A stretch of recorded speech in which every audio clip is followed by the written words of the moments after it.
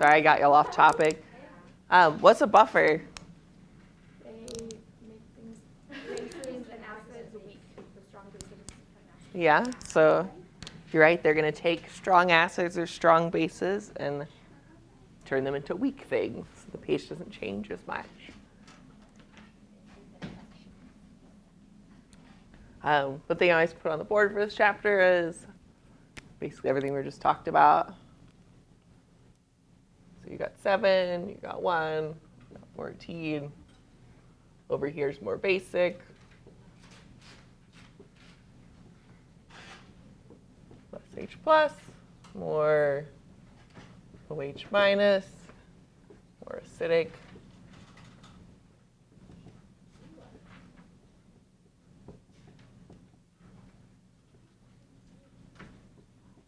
And you could even say lower pH or higher pH over here.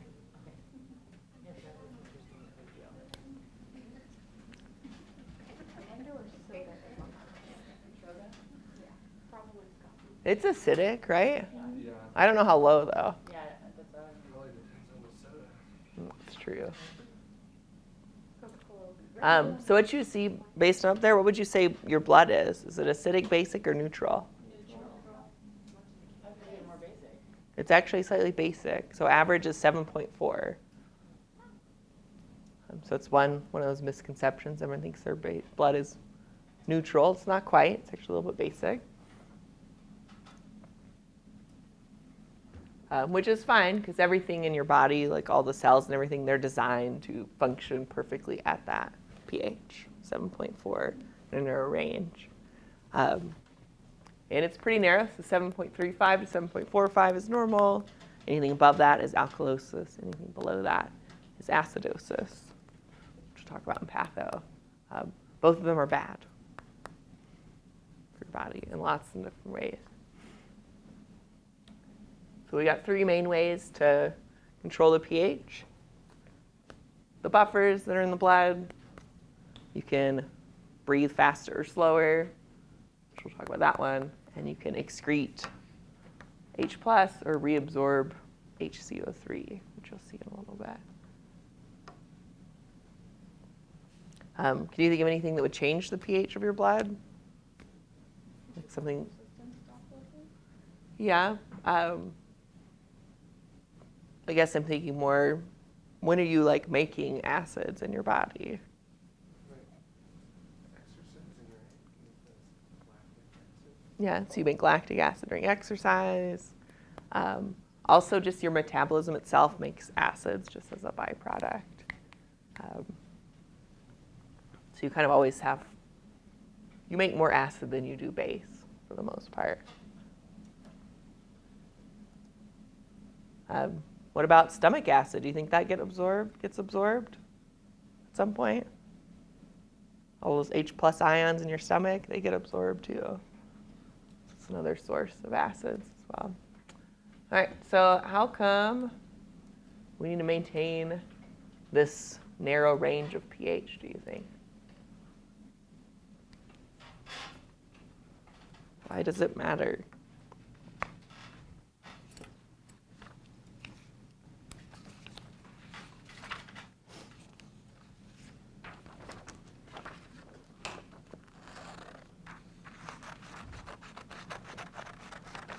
Hope Clownland is fun. All right, so chat with your group. Then we got a lot of different answers out there. All right. So we shifted mostly F. Answer is actually E, which a third of you have.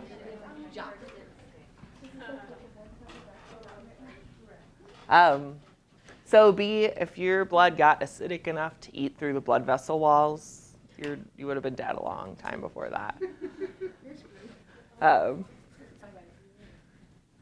Because your heart would stop working, your nerves would stop signaling, your kidneys would be broken, way before you had any sort of direct like acid eating through something like you imagine it. So, yeah, unless you're a Terminator, not gonna work. Right. So A, C, and D there. So buffer solutions, kind of like Haley was saying, it's a weak acid and a weak base kind of in a solution together. And that means if you add a strong acid to it, the change is buffered. pH won't change so much because it combines with a weak base to make a weak acid, and the same thing for a base. If you put a strong base in, it combines with a weak acid to make a weak base. And we'll put that on the board with our actual buffer system.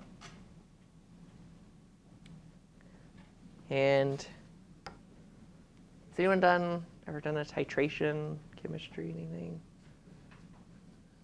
It's like the most annoying experiment to do. So they'll give you a buffer. I'm just annoying because I got like a C in this class because I wasn't careful enough. So you put like a buffer in a beaker. It's got weak acid and weak base. And they want you to put drops of acid at a time until it suddenly changes, right? And you're supposed to find out exactly how many drops it is. So many, and you get frustrated. And then what do? You put like too much, and then you completely miss the exact change. Because you could put like, 50 drops in, it doesn't change. And then you put 10 drops in, all of a sudden it's like pH 2 or something. What happens when it changes? Why does it suddenly change so much, do you think?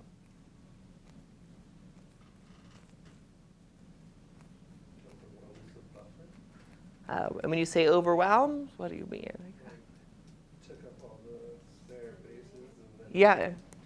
Yeah, I just, if there's 100 weak bases in there, and you put 100 weak acids, like let's say we're just matching it up, nothing would really change. But when you put the 101st drop, there's no weak base left to absorb it. And suddenly it would change. So yeah, I had a class, quantitative analysis lab for chemistry. And mainly it was because I was too lazy to wash all the glassware 3 times before I started. So I'd always get the wrong numbers. I'd get really annoyed. Anyways. I don't know what else to say. So in your actual body, if you look at the specific buffer system. Oh wait, you know what? I printed that out for you, didn't I? Oh good, so I don't need this. Before I forget, let me pass this out. So that one slide that had the basics of pH on it, might glance back at that and it'll help you remember what's going on. All right, so there's other buffer systems in your blood, but this is the predominant one, so it's the only one we're going to talk about. And it consists of a weak acid and a weak base. So HCO3, also called bicarbonate, is the weak base.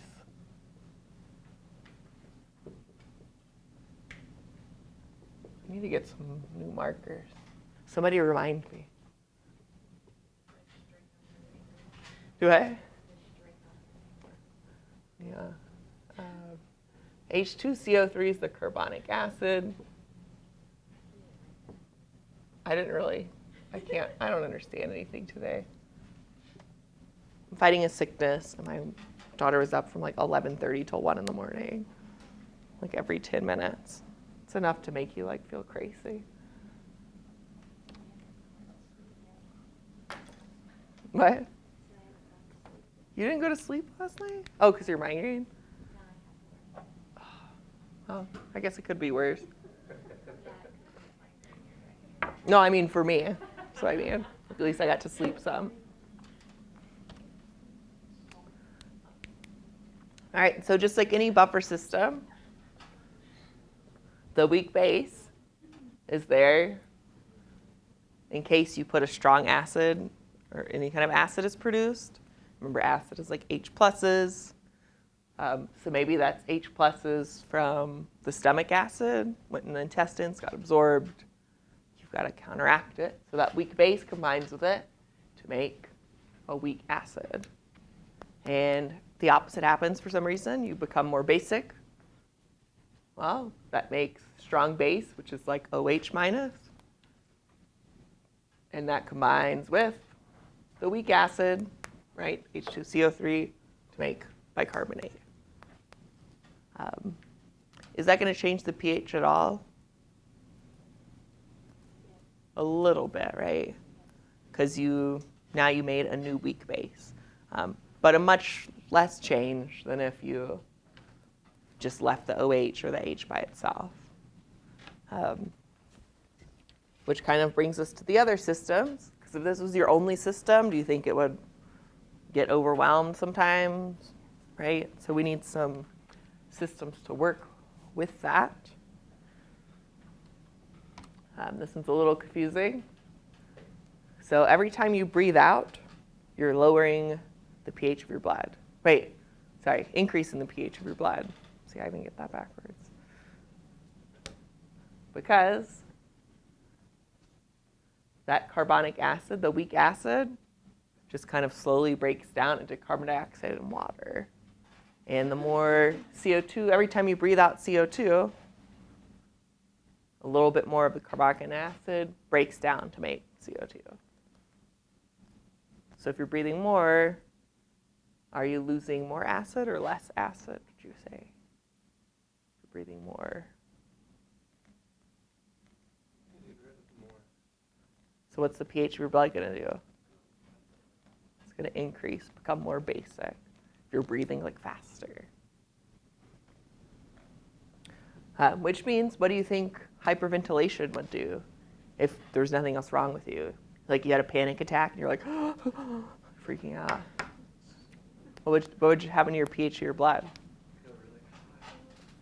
Yeah, so that's what's called respiratory alkalosis. It's from hyperventilation.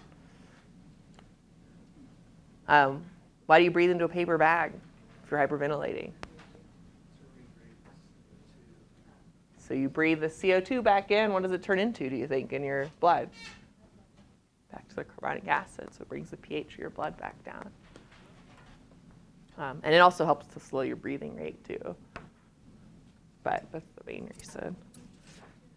It's kind of crazy. What, the paper bag thing?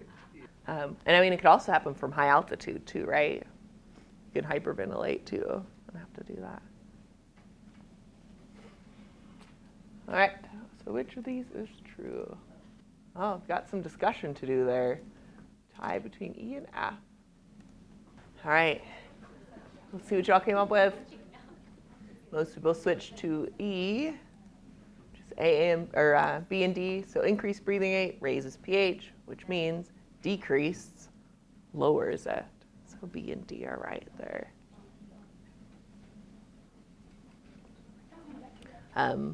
So that exhalation control, it can respond in either direction.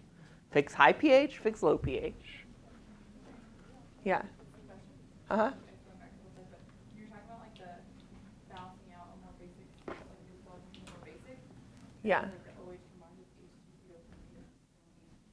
H2CO3 Right. How does that work? It's just a chemical reaction. That H2CO3 breaks down the way releasing H ion out of like the OH. That's what No, they actually like react with each other. Like to make, let's see. I guess not how OH plus H2CO3 makes H2O3. Oh, you mean because it's not balanced? Yeah, it's not really balanced. I don't know. Honestly. I'll have to think about it or look it up. Because you're right, it doesn't quite balance. Oh, wait, I know what it is. It makes water, too. Would that balance it? Then you'd have H2O. Because we've got 4 oxygens. There's 3, and we have 1 more. 3 hydrogens. There's 1. Yeah, so I just left the water off. I'm a bad chemist.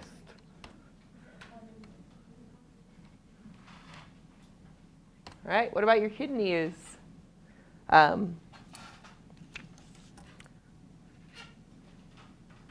much of the body's blood do the kidneys get? Do you remember what percentage? What? Whoa. It's 20%.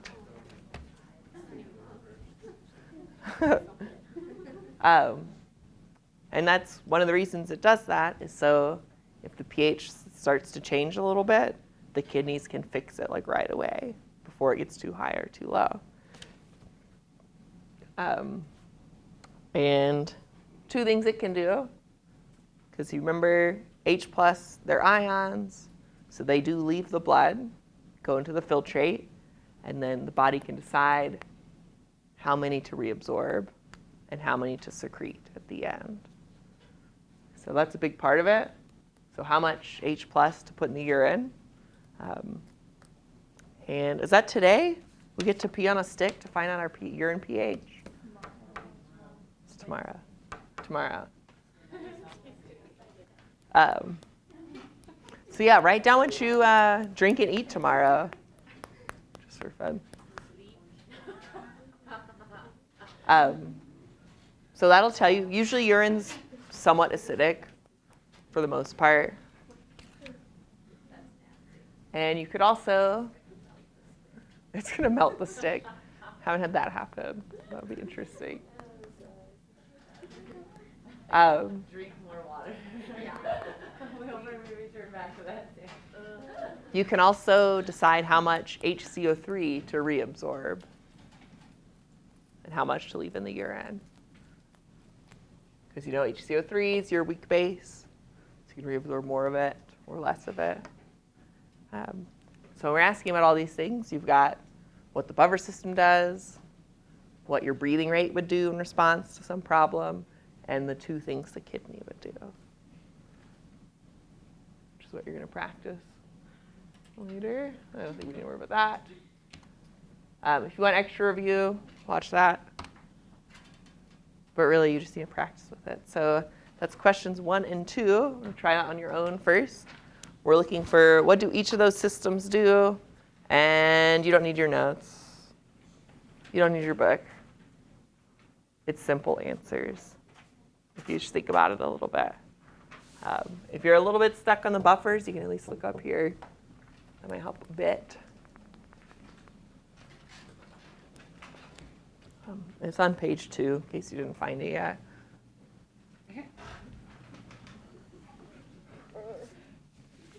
I know it's chilly in here. All right, so try this on your own, see what you could do, and then we'll give you some time to discuss. All right, so let's go ahead and get started on the next page. Got a little activity if you're going to work on. I am not excited for. Oh, this one's so fun. I'm not following the exaggeration here. First thing, if you notice, you've got little two-sided cards. You should probably write weak acid and weak base on the two sides to remind yourself. And you've also got little H+ ions, little OH-. And so, for example, if you've got an H+ and you combine it with a bicarbonate, what do you think it turns into? So you can take your little card and flip it over. Switch between them. It's kind of the point, right? They actually turn into each other based on what ions bind to them.